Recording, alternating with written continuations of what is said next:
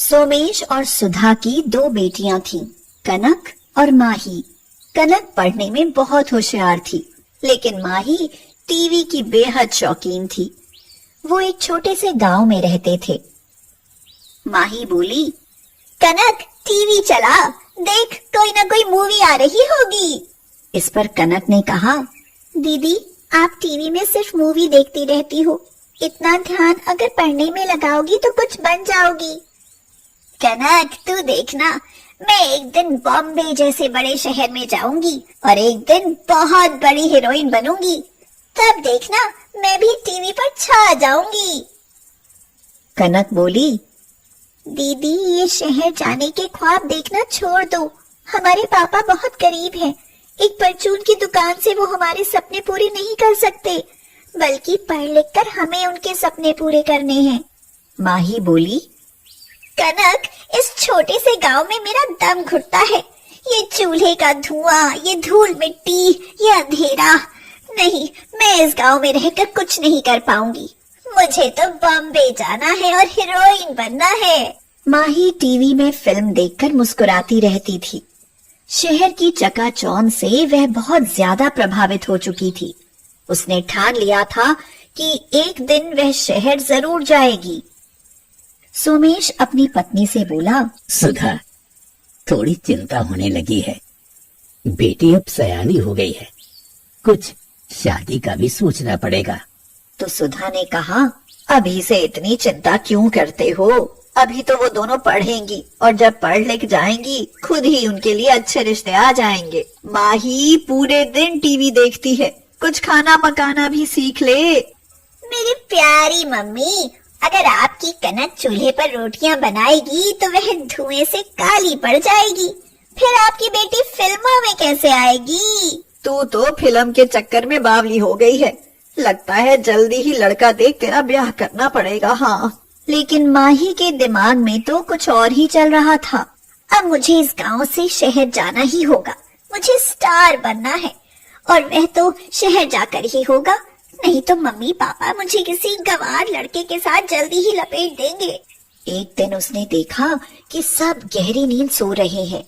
उसने एक चिट्ठी लिखी, मम्मी पापा मुझे माफ करना, मैं शहर जाकर स्टार बनना चाहती हूँ, जो इस गांव में रहकर नहीं हो सकता। मुझे ढूंढने की कोशिश मत करना, आपकी अलमारी से 10,000 रुपए लेकर जा रही हूँ, पहली फिल्म मिलते ही आपको लौटा दूंगी। मैं जा रही हूँ, आपकी बेटी माही। उसने अपना बैग पैक किया, अलमारी से 10,000 रुपए निकाले और बॉम्बे जाने के लिए घर से निकल गई। एक लंबे सफर के बाद वह बॉम्बे पहुंच गई।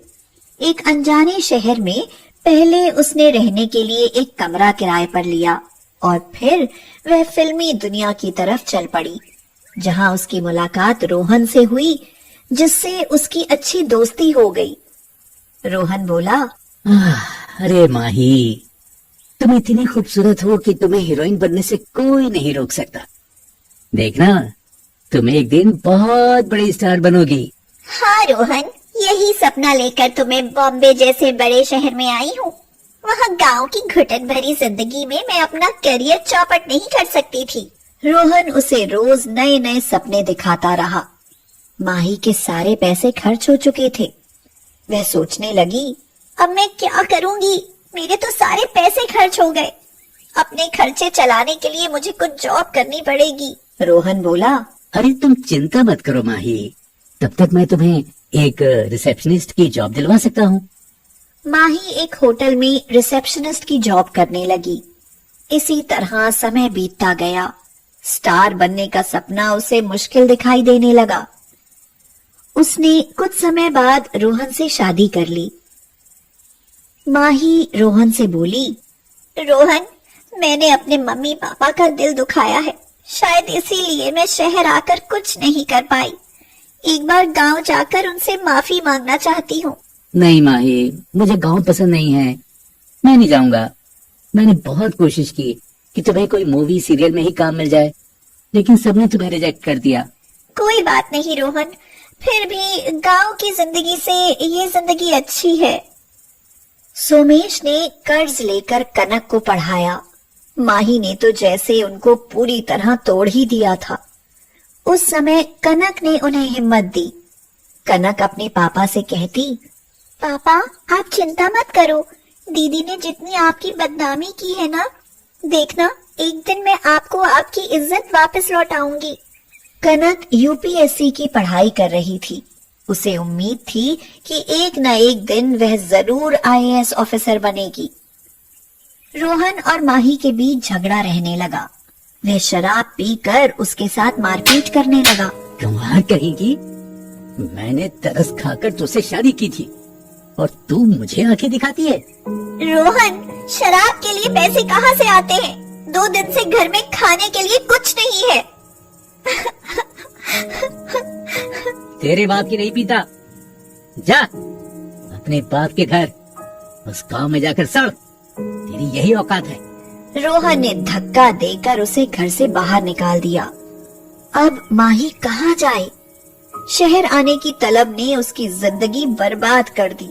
वह रोने लगी। कनक ने कहा, पापा मम्मी जल्दी बाहर आओ, देखो मैंने यूपीएससी की परीक्षा पास कर ली है, अब मैं आईएएस ऑफिसर बन जाऊंगी।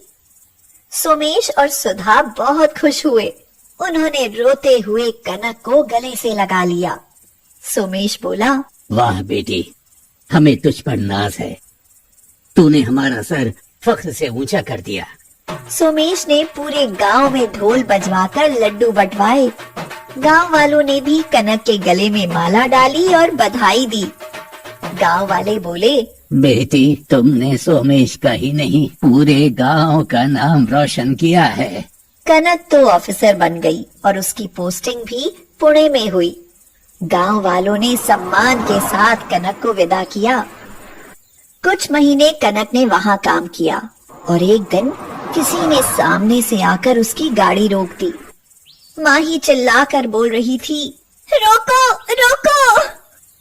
कनक ने ड्राइवर से पूछा, कौन है ये? ड्राइवर बोला, मैडम जी शायद कोई भिखारिन है। कनक गाड़ी से उतरी। उसने देखा एक औरत जिसके बाल बिखरे हुए, कपड़े गंदे और फटे हुए थे। वह जब उसके पास आई तो उसने देखा कि वह तो माही थी। कनक बोली, दीदी आप, ये क्या हाल बना रखा है? ये सब क्या हुआ? तू, ये तेरी गाड़ी और ये वर्दी, तू तो बड़ी अफसर बन गई और मेरी तो जिंदगी बर्बाद हो गई।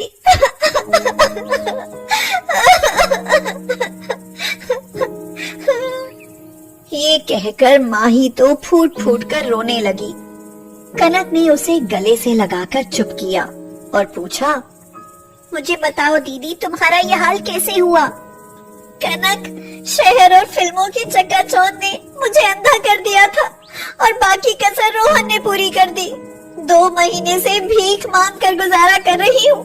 काश मैं भी गांव में रहकर ही पढ़ती लिखती तो मैं भी आज तुम्हारी तरह कुछ बन गई होती।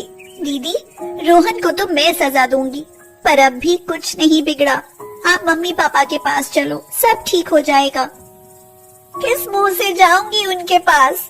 वो मुझे कभी माफ नहीं करेंगे। सुबह का भूला शाम को घर लौट आए तो उसे भूला नहीं कहते दीदी। 1-2 दिन आप मेरे साथ रहोगी, फिर हम दोनों गांव चलेंगी। 1-2 दिन बाद वो दोनों गांव पहुंची।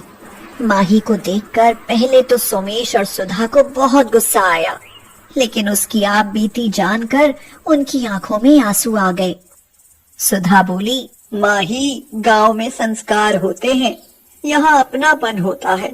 लोग अपने गांव की मिट्टी छूने के लिए तरसते हैं। हाँ माही, शहर में धोखा है बेटी। ऊपरी चमक धमक के दिखावे के चक्कर में लोग अपने गांवों से दूर होते जा रहे हैं।